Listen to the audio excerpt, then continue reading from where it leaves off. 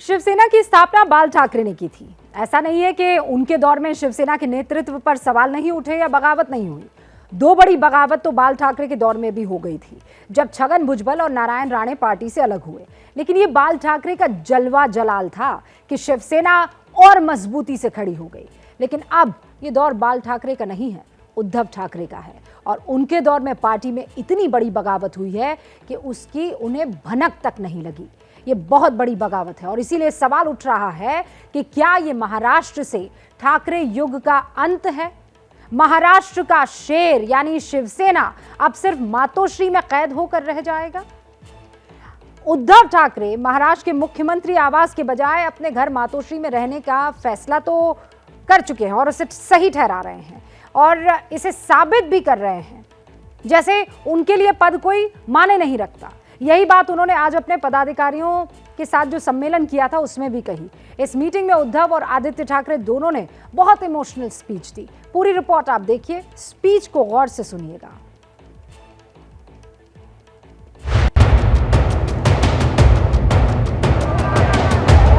तो साथ लड़ेंगे और हम भी सब साथ में लड़ेंगे। उद्धव जी के साथ हम सब लोग खड़े हैं। कोई कितनी भी यहाँ फौज लेके आए, महाआघाड़ी का टूटना असंभव है। महाराष्ट्र के सियासी संकट पर उद्धव ठाकरे ने आज शिवसेना के कार्यकर्ताओं की ये बैठक बुलाई थी। इसमें सभी तालुका प्रमुख, जिला प्रमुख और मुंबई के विभाग प्रमुखों को बुलाया गया था। उद्धव ठाकरे की तबीयत खराब थी, इसी वजह से वो इस बैठक में नहीं गए, लेकिन वर्चुअली शामिल हुए। उनके बेटे आदित्य ठाकरे बैठक में मौजूद थे। बैठक में जब उद्धव ठाकरे का वर्चुअल भाषण हुआ तो बहुत गरजे। एकनाथ शिंदे के साथ जाने वाले विधायकों को बुरा भला कहा, अपने ऊपर लग रहे आरोपों पर सफाई भी दी। कुछ विधायकों ने उस दिन मुझसे कहा था कि हमें काट भी दोगे तो हम वहां नहीं जाएंगे, लेकिन चले गए। अब क्या करूं, जाने दो। कई लोगों ने शिकायत की है कि उन्हें फंड नहीं मिल रहा। मैं हर स्तर पर फंड दे रहा हूं। शिवसेना में विद्रोह के बाद भी शिवसेना 2 बार सत्ता में आई और दोनों बार मैंने उन्हें महत्वपूर्ण पद दिया। लोग कहते हैं कि बाला साहब की शिवसेना खत्म हो गई। जो सामने बैठे हैं वो है बाला साहब की शिवसेना। महत्वाकांक्षा होनी चाहिए, लेकिन खाना देने वाले को ही खाने की कोशिश नहीं करनी चाहिए। विधायकों को लेना है तो ले लो, जितना हो सके न्याय करो, लेकिन जब तक बाला साहब की जड़ें हैं शिवसेना को कुछ नहीं होगा। उद्धव के निशाने पर एकनाथ शिंदे थे। कार्यकर्ताओं के सामने साफ साफ कहा कि उन्होंने हमेशा एकनाथ शिंदे को महत्वपूर्ण विभाग दिए, लेकिन बावजूद इसके उन्हें धोखा मिला। नगर विकास खातं तरी मुख्यमंत्र्याशिवाय वेगळं। ये कभी मत भूलना कि ऐसे भाड़े के लोगों का इस्तेमाल करना और उन्हें जाने देने में उनकी भूमिका है। हमने हर बार उन्हें महत्वपूर्ण विभाग दिया। शहरी विकास विभाग हमेशा मुख्यमंत्री के पास था, लेकिन मैंने उन्हें दिया। मैंने संजय राठौर का वन खाता विभाग अपने पास रखा, जो साधारण विभाग है, और अन्य विभाग साझा किए। मुझे अब भी इन आरोपों से नफरत हो गई है। अंत में आते आते उद्धव ठाकरे कुछ ज्यादा भावुक नजर आ रहे थे। अपनी सेना को उन्होंने वफादारों की सेना बताया, लेकिन उनकी बातचीत से ऐसा लगा मानो वो भी ये मानकर चल रहे हैं कि पार्टी अब टूट रही है। इसीलिए वो अपने पक्ष में ज्यादा से ज्यादा समर्थन लाना चाह रहे थे। ब्लॅकमेल करत नाही। निष्ठा डूबती है, मलमूत्र तैरता है। मेरे साथ सेना में जो डूब जाएगा, ये मेरी वफादार सेना है। बाला साहब ने साबित कर दिया था कि अगर 2-4 वीर लोग हमारे साथ रहें तो शिवसेना फिर से बन सकती है। अब नीचे के लोगों को फोन से धमकाया जा रहा है कि उद्धव ने हमसे बात करने को कहा है और आप हमारे साथ आइए। जो भी आगे आएगा मैं उस पर भरोसा करूंगा, नहीं तो मुझे कुछ नहीं करना है। मान लीजिए कि अब स्थिति पहले की तरह शिवसेना के नारियल फटने जैसी है और मेरे साथ खड़े हो जाओ। अगर आप वहां अपना भविष्य देखते हैं तो आप वहां जा सकते हैं, मैं आपको नहीं रोकूंगा।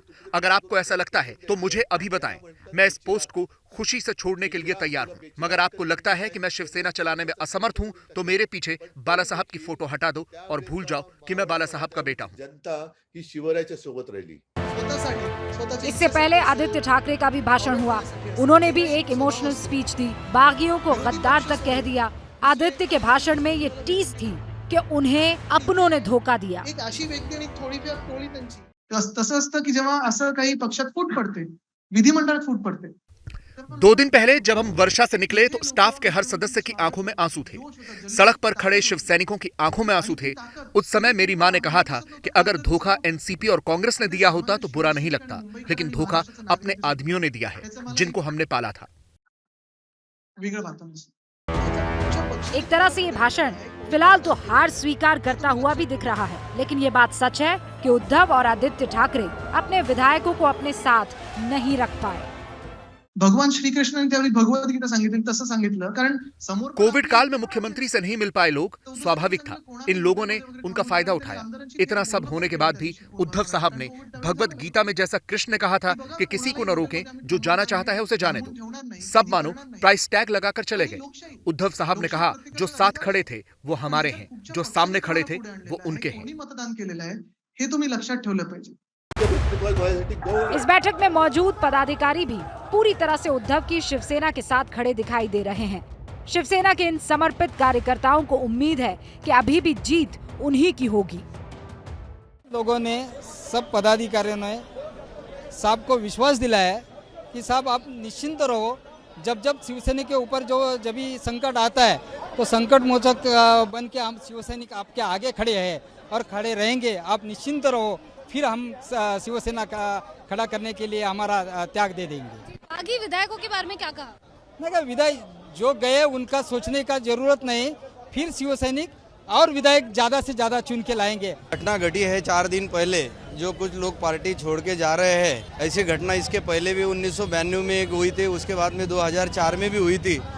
लेकिन जब ऐसी घटना पार्टी के साथ में हुई, पार्टी दुगने और चार चौगुने से पार्टी फिर से उभर कर आई है। बागी विधायकों के बारे में वही कहा कि उन्होंने, ये बीजेपी वालों ने उनको पैसा, ईडी, ये सब इसकी धौस देके इनको यहाँ से लेके गए हुए हैं।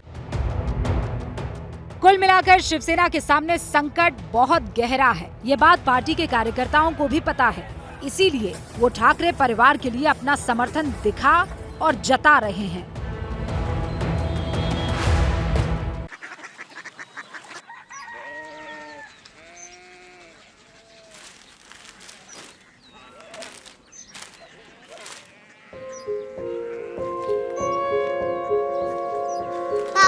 बाबा कोरिया सिटी जानिए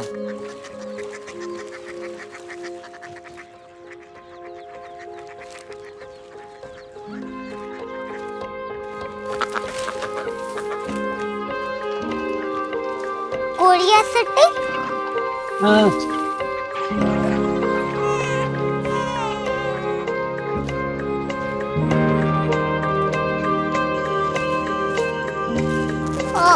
कोरिया सिटी कहाँ पे है?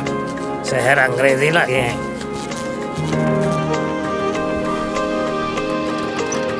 Korea city.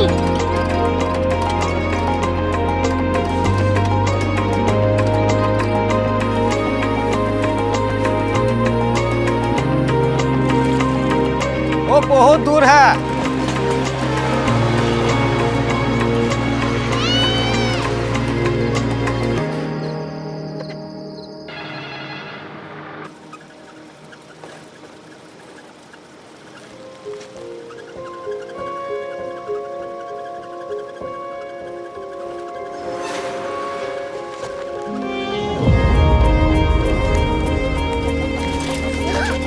Korea city.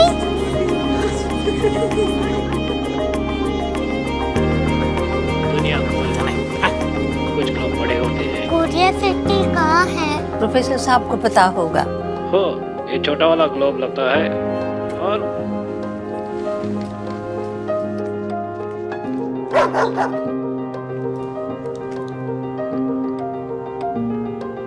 पता नहीं, मेरी बेटी से जाके मिल लो, शायद उसे मालूम हो।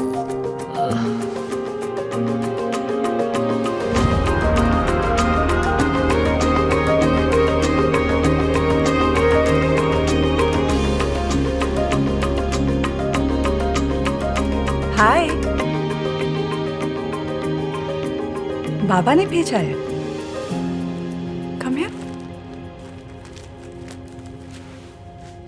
Korea city. कोरिया सिटी नहीं, क्यूरियोसिटी। वो क्या? That's what brought you here? जो तुम्हें यहाँ तक ले आया। क्यूरियोसिटी।